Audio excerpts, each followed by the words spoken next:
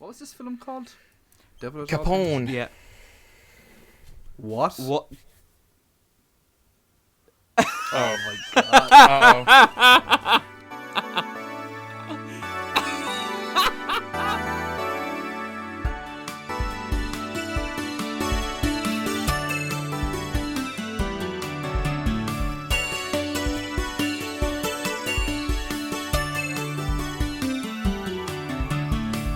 Hello, my name is Jamie, that's Nathan, and that's Chris, How's it going? Oh yeah. and welcome to Industry Standard. Today we're here to talk about The Devil All the Time. Now, I forgot to watch this film. I watched the complete wrong film, and that's my bad. It only took one episode to mess that up, so I apologize for that. But anyway, I'm gonna hand this over to my hosts, my co-hosts, or whatever you want to call yourselves. Nathan and Chris, take it away. Nathan, do you want to start by Sure. So I can't believe you didn't Dev- watch the film. Jamie. I can't believe you didn't watch it. Man, I know.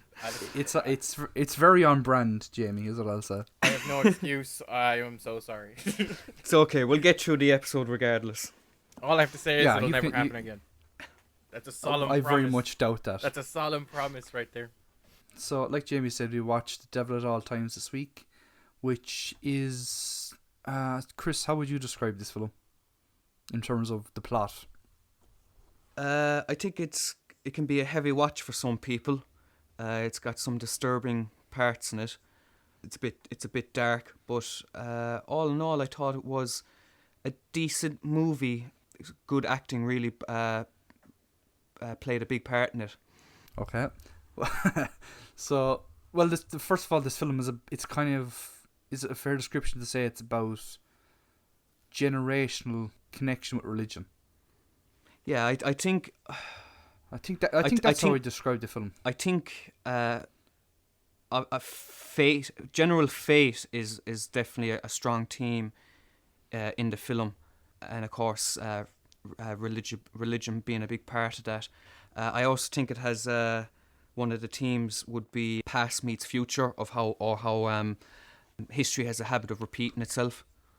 You liked the film anyway, Chris, did you? I did. I mean, like it was definitely an up for me compared to last week's movie. I thought the story was pretty good. I liked the build. I liked the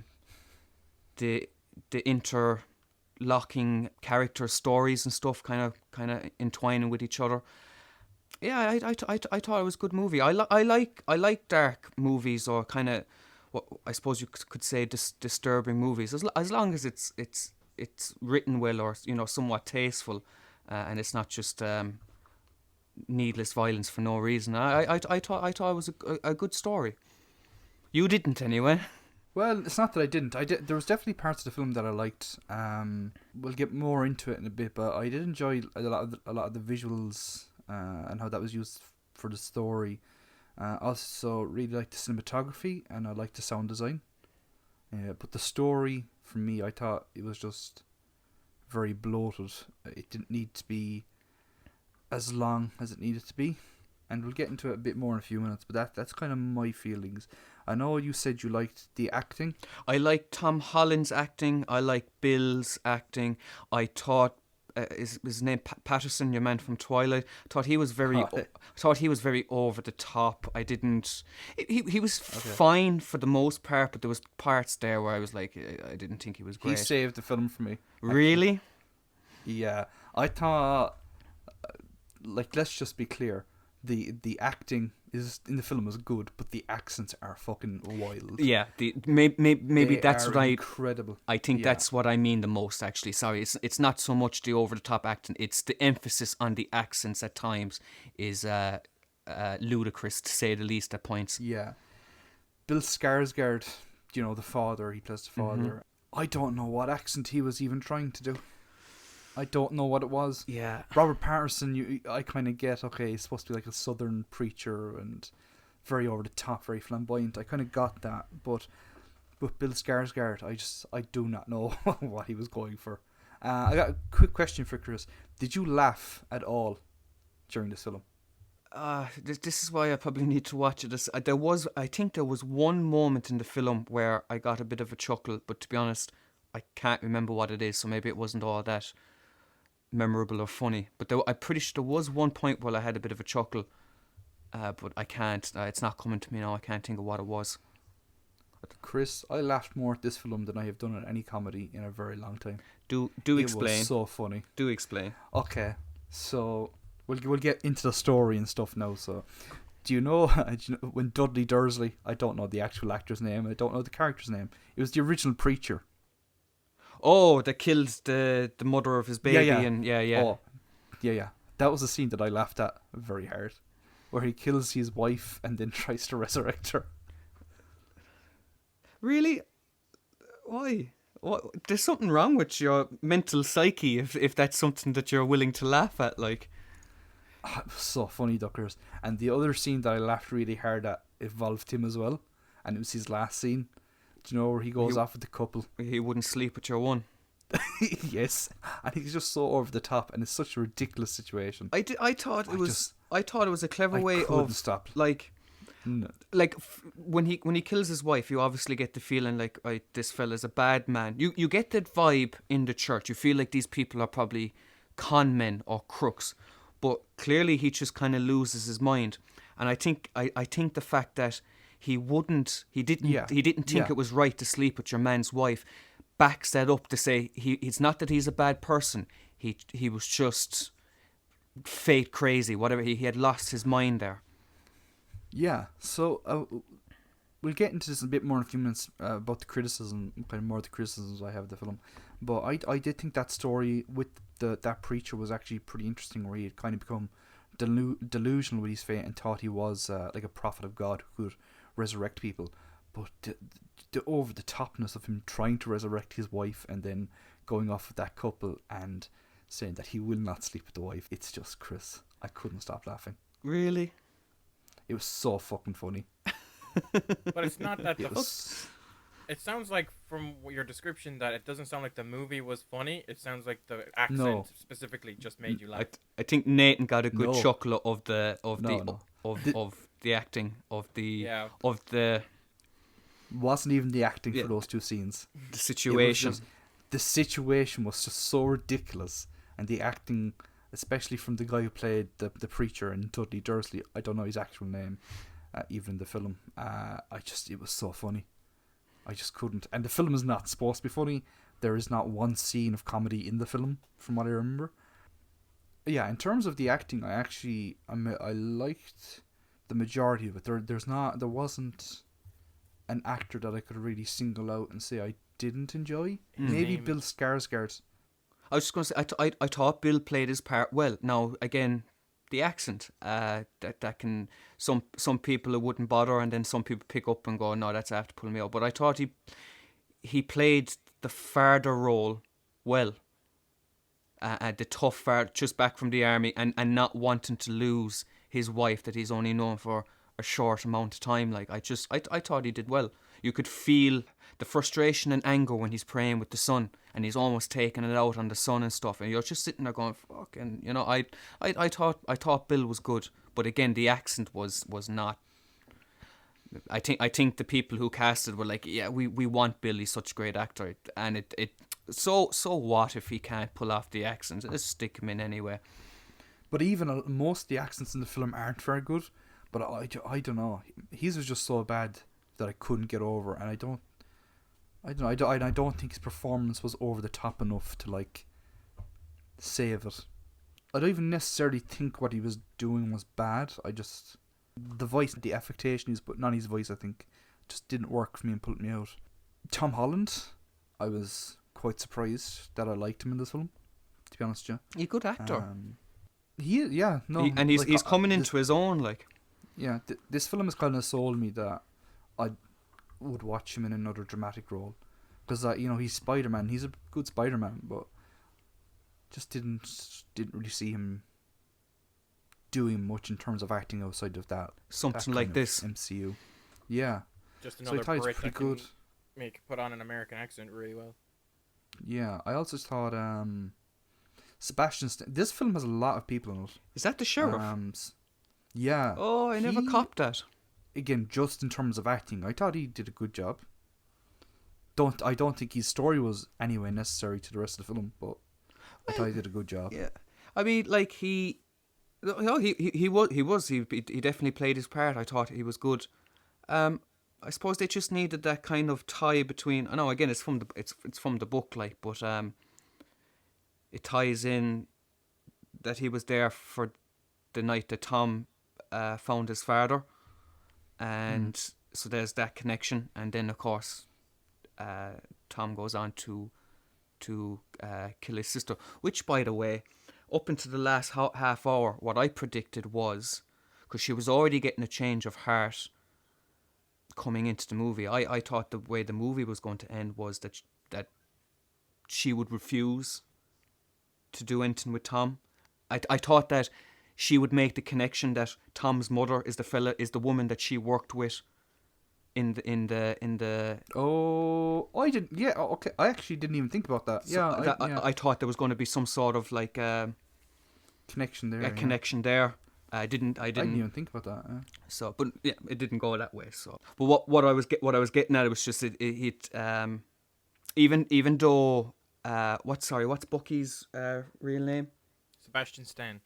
Yeah, I didn't think Sebastian he didn't have a story arc, but he was necessary, I suppose, to help tie a few bits in. Maybe, yeah. We'll talk a bit more about that stuff in a minute.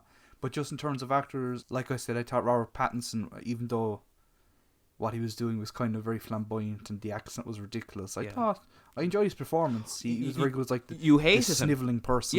Yeah. I thought what was funny is in the film he's supposed to be fat, like he's supposed to be a heavy set person, but you can also see like he has like a belly.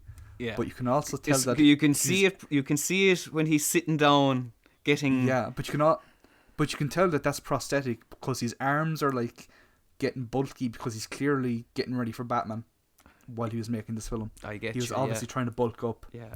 And the only person I think other noting in the film is, I think her name is Eliza Scanlon. She plays the sister. The stepsister. I would like. Yeah. People should need to watch her. She was in Sharp Objects a couple of years ago. Kind of played a similar character. I won't say too much about it in case people watch it. Yeah. But she plays a similar character in that, and she was also in Little Women last year, and she was great in that as well. She's going to. She'll be big. Yeah. Okay. Cool. I'll keep an eye. No, because I did think she was good. I did enjoy her performance on screen. So definitely cool. I'll get on to you again because I won't remember that name now. But yeah, do you have anything else to say about the acting? I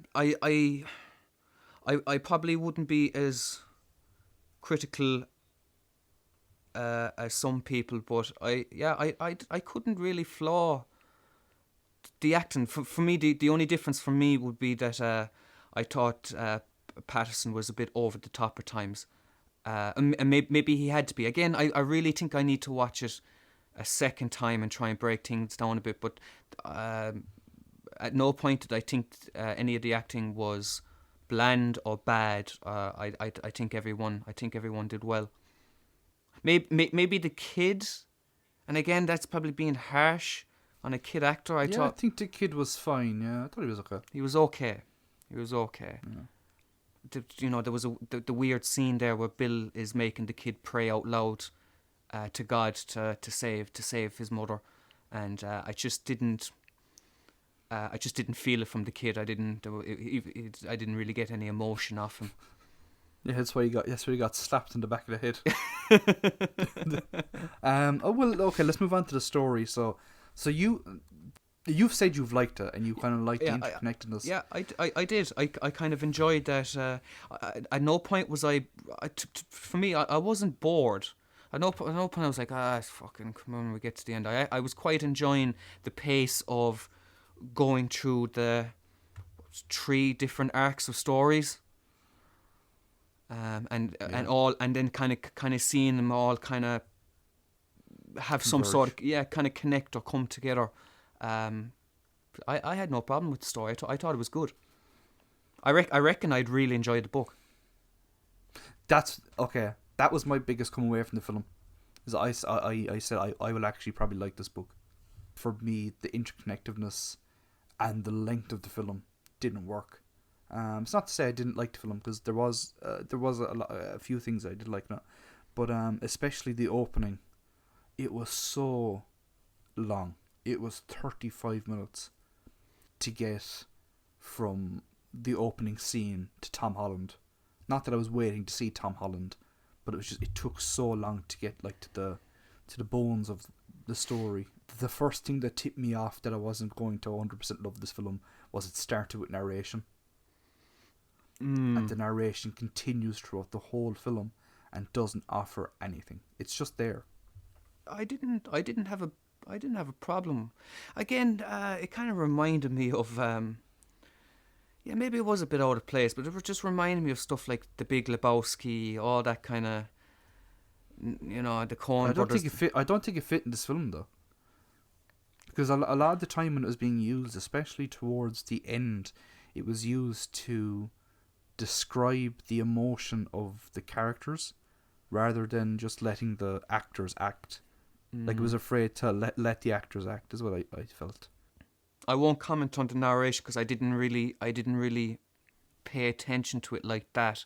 I would have liked a bit more time to maybe go back and watch it a second time and really try and break things down. But no, I didn't. I can't agree that I can't say that it took me out of the film or that it bothered me in any way. What I did find was a little strange was it was just the way the movie started with the music, the score, and then the titles, almost like a horror movie with the title of the movie just. The film has tonal issues. I think you didn't find some of the scenes that I found funny, but I did, and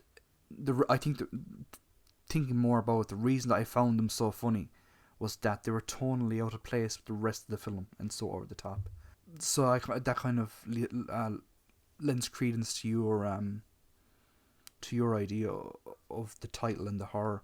It kind of opens like a horror film though, with Bill Skarsgård being in Vietnam. No, he's not in Vietnam. Sorry, he's in the. Yes, okay. I actually have something, and we'll get back to it. Bill Skarsgård in a second. The Luger, the gun. Yes. Bill Skarsgård. How does he have a Luger? He was in the South Pacific fighting the Japanese. Lugers were held by German officers. It's a German gun. There was no Germans in the South Pacific, or if there were, they were very small. I have no Explain answer for you. He bought it off someone. That's what I thought. He does because the did he say that? The father says. I remember the father saying something, and you believed him. And he was like, yeah, I guess from the person he bought it from, because even the father was like, that's not Hitler's gun. Is that what he said? Yeah, and did you believe the person that you bought it off? Because he said. I think he said something like, "Hell, it at least looks Hitler nice." used to kill himself. Yeah. I think it is said that he buys it off someone. Okay, I might have missed that because I was distracted the whole film when I saw that gun. You didn't even watch the film. Will you go away? I did. Oh well, hold on. My name is Jay Brad. I spent the whole film. Care to chime in about the movie, Jamie? Yeah, how'd you think it sounds? To be honest, when I'm listening to you guys and then I'm reading these reviews here on Letterboxd, and it's very mixed reviews. Like, there's some good reviews here, but like they're not getting much over like 3.5 stars for the majority. No, I wouldn't give it like. I wouldn't give it 4 or 5 stars. I'd give it a 3. I'd give it a 3 out of 5. There was one review I spotted that literally just said "Hail Satan," I guess.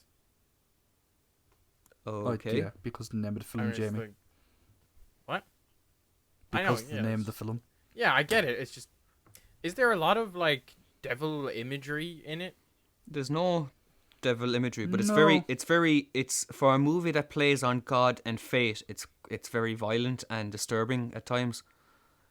Okay. Oh yeah, yeah. So going back to the original point, the film does open like a horror film, but you have the American officer crucified, in the South Pacific. Yeah, half crucified. Well, yeah, he's not Yeah. dead. I don't think. No, they shoot him. him. They put him out of his misery. But that was a graphic scene. Well, yeah, it was, especially for the opening of a film. Stuff like that I thought was strong in the film. But like you said, you liked the cinematography and the shots and stuff like that. I think some of the visuals were, And the imagery, yeah. The imagery was very nice. Yes, okay, I do agree with that. And the imagery and all that stuff is nice, but in terms of the tonal stuff, they were only ever able to reach the same tone as the opening scene, like 30 minutes into the film, when you see the crucified dog. They're never really able to reach that level again. Yeah. Which, for me, it's either tone it down, or you have to make the film more violent. Yeah. I don't know. That was my thing. Like the only thing we get is the father crucifies the dog. The father kills himself, but you don't really. You just see a bit of blood and him drop the knife when the kid knocks the body over. The stepsister accidentally hangs herself, if you can say that. Which was weird. I didn't like that. I liked it. Because I was like, I was like, this is.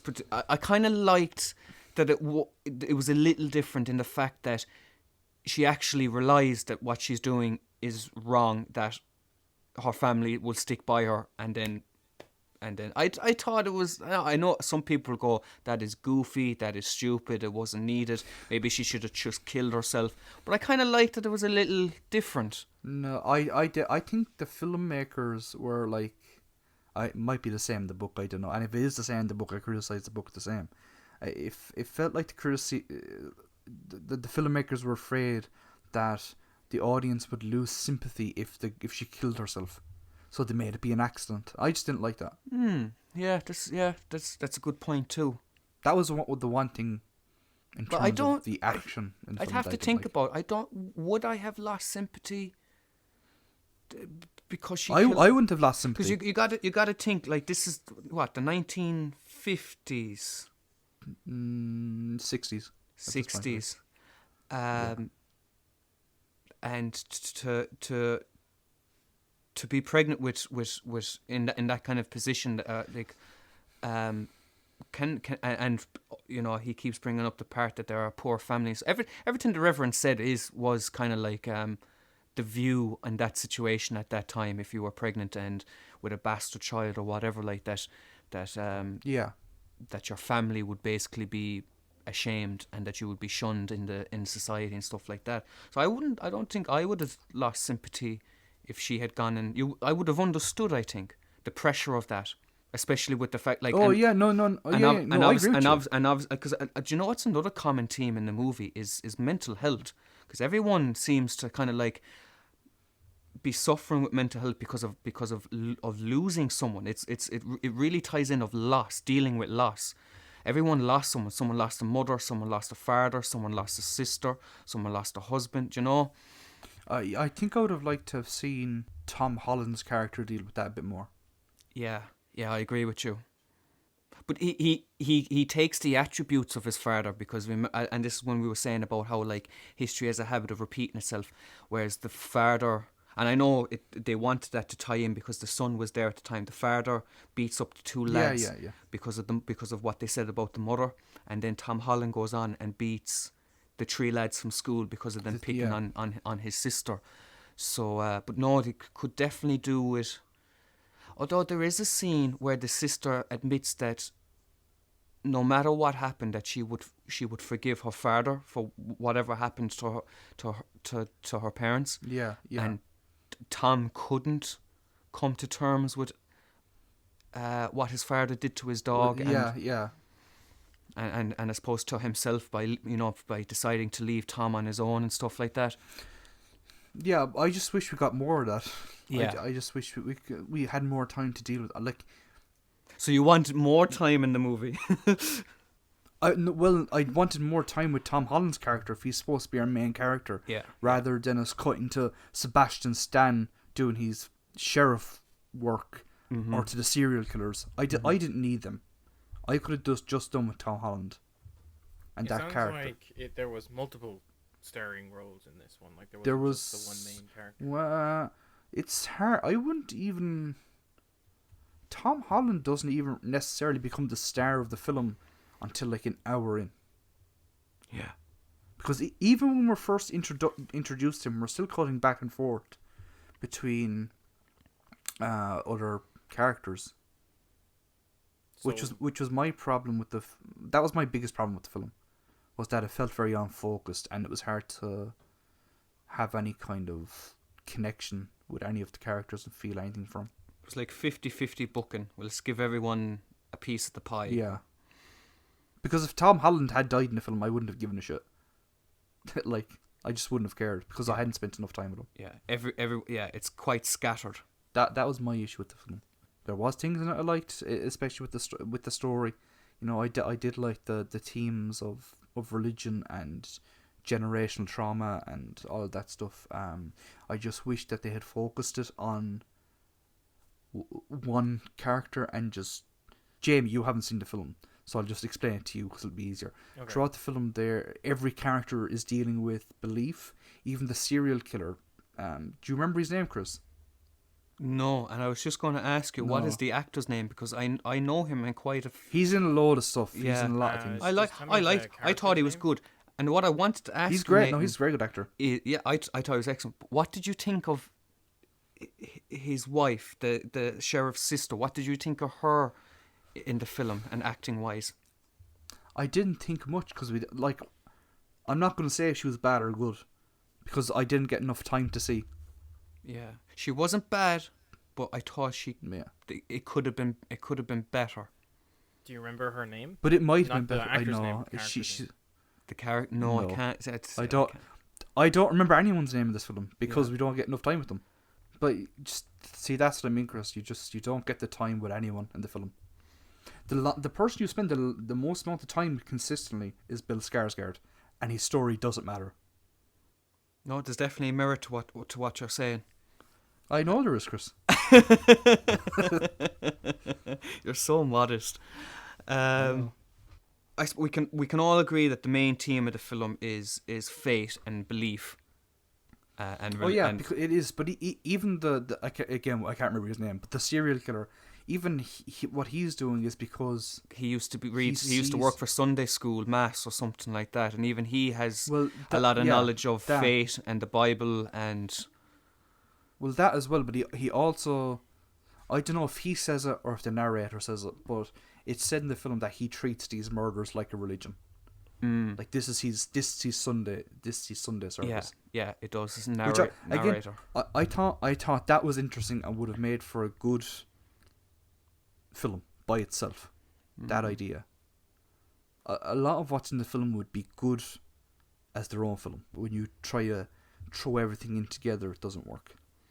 Do you think that that luck might also be a bit of a theme? Not so much luck, but because Tom Holland survives every situation he's in. Yeah, like he has a guardian angel looking down on him. Do you know that kind of way? No, the one time that the serial killer husband, exchanges his wife's guns, bullets with blanks. The fact that the sheriff hits the tree trunk instead of Tom just by an inch while Tom gets his shot off. I just feel there's a whole lot of kind of fate, luck, do you know? I think that's one interpretation. I would say that's probably called sloppy writing. Really?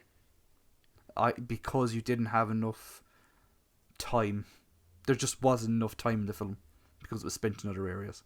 To set up why. Because you get one quick scene before he takes the bullets out of her gun, and you don't even find that out till later on. Like there's not enough reason for us to believe that he would become suspicious of her, except one small scene. Yeah. In my opinion,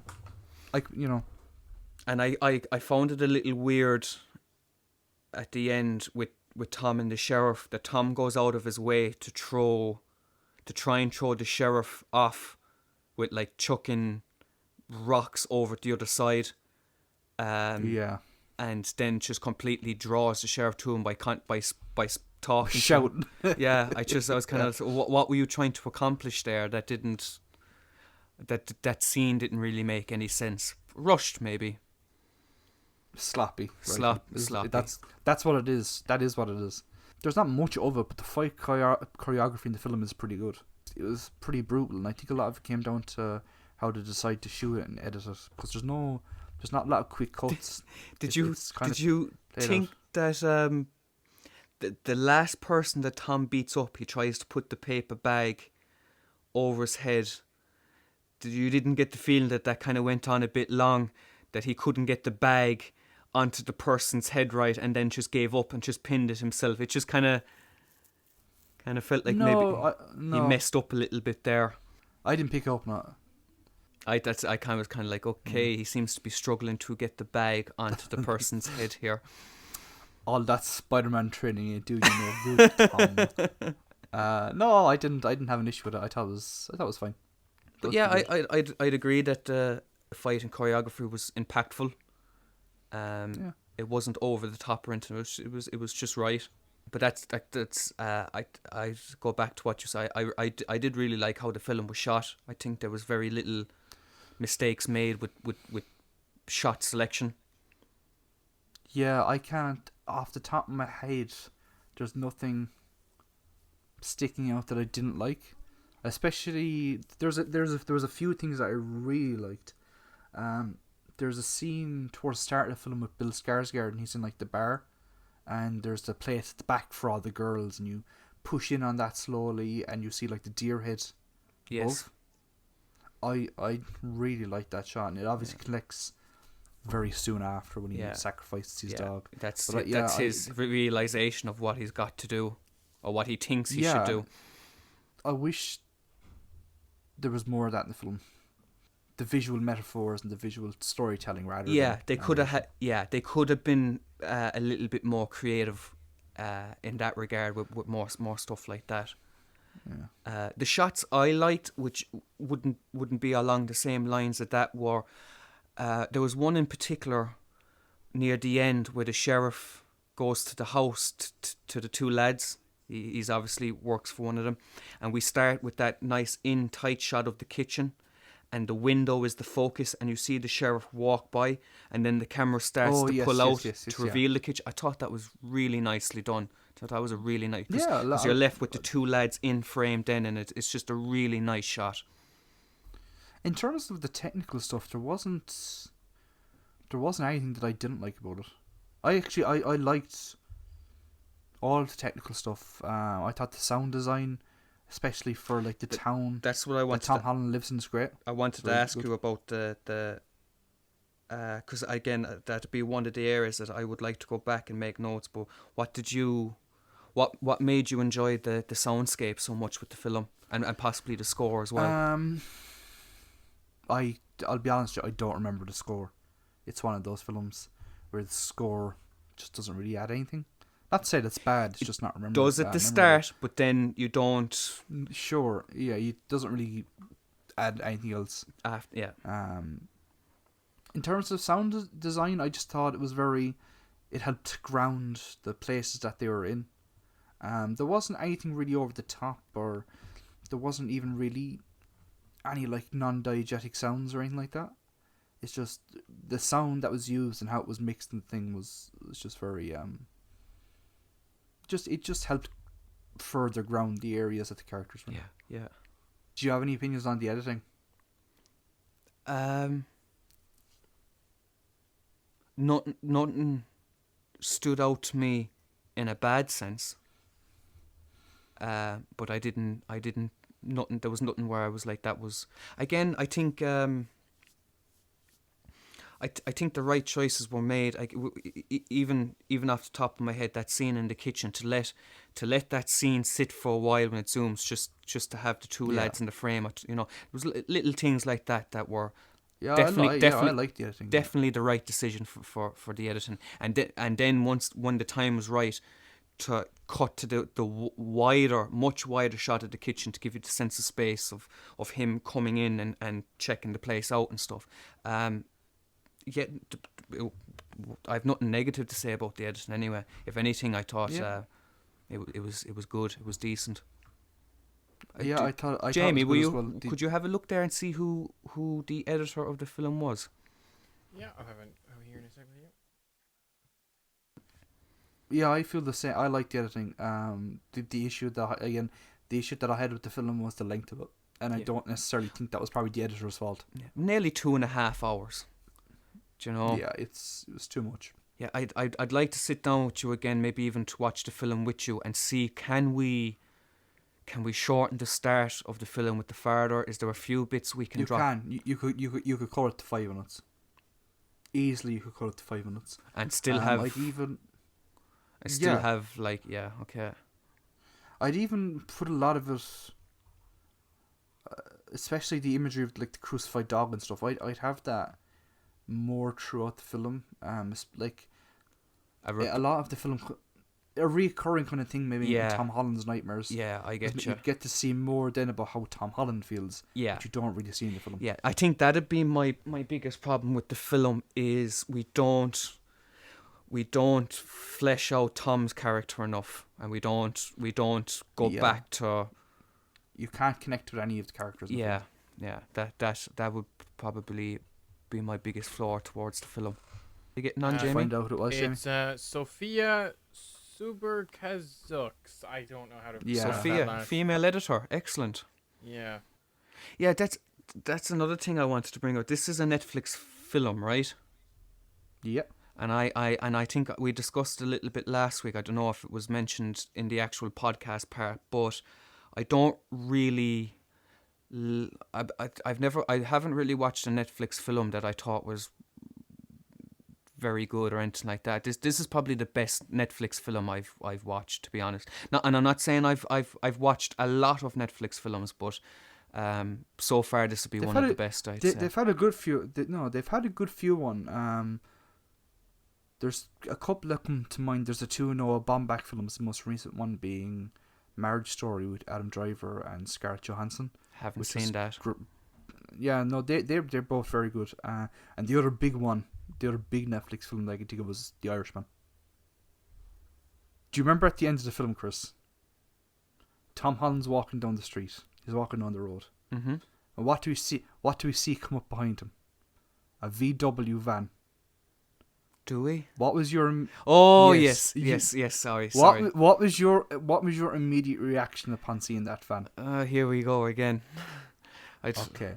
I thought something bad was going to happen to Tom. So did I. My immediate reaction was, "Are we seriously about to get Charles Manson in this film?" I thought we were going to get Charlie Manson. Even when he spoke. Like, when he asked Tom where he was going and stuff, he even gave the vibe. It was like, oh, this isn't good. And when Tom starts to drift off and like, it's coming. It does, thankfully it doesn't come.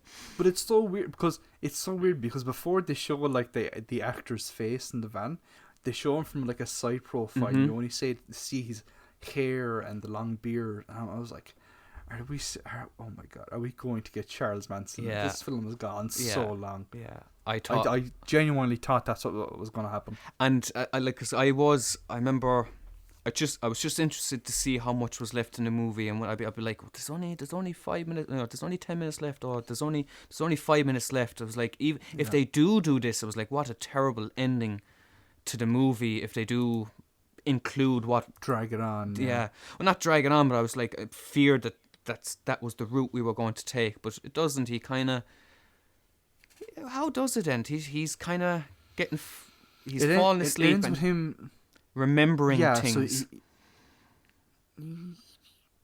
and saying about how he was thinking about maybe that he'd meet a nice woman, maybe he'd join the army like his father, all that kind of stuff. Yeah, it's kind of, I think you just see kind of, he says the things that he hoped for, maybe he'd be able to go back and see his grandmother, if it's not too maybe- dangerous to do. Yeah, maybe people would realise Robert Pattinson was the bad person. uh, yeah, it's kind of all that, which is fine. You know, I don't know how much the end of the film was real. Another part I liked about the movie is how. Now, I did think it went on a bit long, but when they started to show you the negatives of the photos, and you got to see the kind of stuff that your man and the woman were getting up to, I thought that was a nice way to show it. Yeah, I thought it was tasteful. Yeah. No, I think it went on a bit long. This is my recollection of it, that we just go through an awful lot of negatives. I think we went through some of the same negatives more than once as well.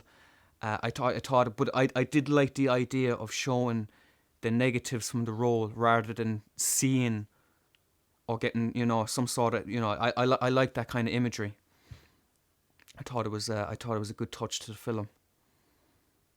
I mean, I'm still not like happy that it's necessarily in the film, because I don't think it really adds anything. But in terms of the actual scene itself, separate from the film, I thought it was good. I didn't think it went on too long. Okay. I know, yeah. But it's kind of hard for me to be too critical of scenes like that when I already feel as though we didn't need them, and that they shouldn't have been included. Okay. Again, the biggest takeaway from this film for me was I really want to read the book. Yeah. The I'd book agree with seems you on that. interesting. Yeah. I think we had the same takeaway last week with News of the World. Yeah, exactly. But I can honestly say I enjoyed this movie more than I did News of the World, and I think we can both say that Tom could definitely continue to grow as an actor and be a big time player in Hollywood if he keeps picking the right roles and doing what he's doing, and learning the craft. I think this movie shows that he can expand a little more past superhero films.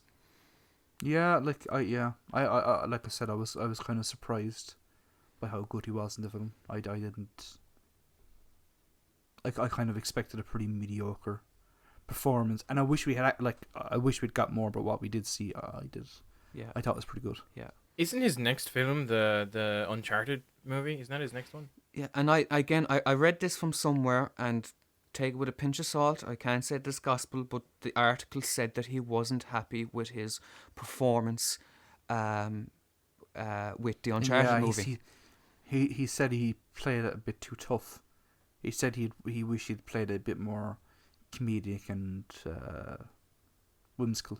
Did you ever watch the fan-made Uncharted movie on YouTube? The one with Nathan Fillion. With Nathan Fillion, yeah. Yeah, It's I very saw good. that. He is wonderful. I mean, like, Yeah. He was. Yeah. I always liked him, even back from his what was that show called? Like this. Two Guys, a Girl, and a Pizza Place. I always liked him as an actor.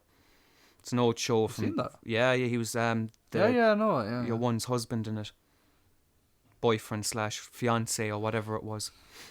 Yeah. Yeah. He was I like that. as far as picking actors perfect for a role. I mean, like, I can't. I after watching that, I couldn't imagine anyone else playing Nathan Drake in a film or a TV series. I thought he was brilliant.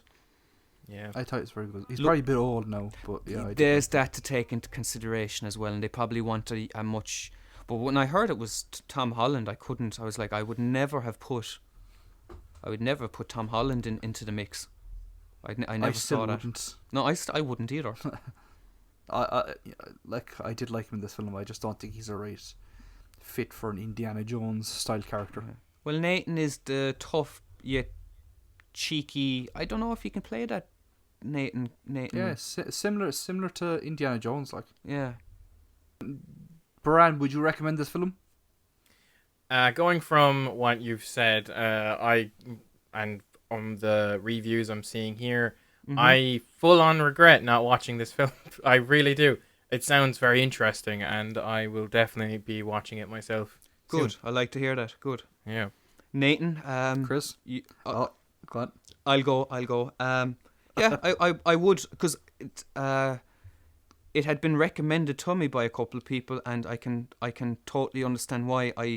I enjoyed the story, and I think there's a lot of people out here that would enjoy it too. You know what? And, Maybe I won't watch it, considering, you know, to keep that a running theme. Going like, I don't know. well, we just maybe have you to won't bet watch on it. you not watching next week's film. So Jamie, so Nathan, would you recommend it to someone?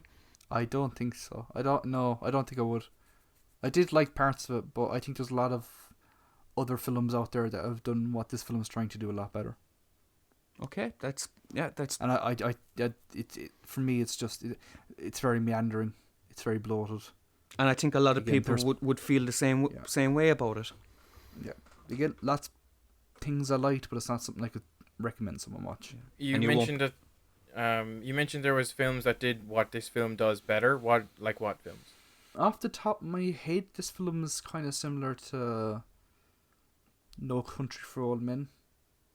It's kind of the first one that comes to mind, like the kind of a more modern Western setting, and that's kind of the first one. There's others that I have to think more about it, but even if you're looking at like the serial killer subplot, you got films like Seven, you got any David Fincher film. That's what that subsection of this film does better.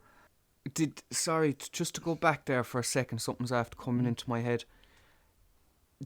When we go to the canteen, or the diner, I should say, for the first time, again, I'd have to watch it again. Did the narrator mention something where the woman that the serial killer Bill could have sat on that seat, and she could have waited on Bill and not your man?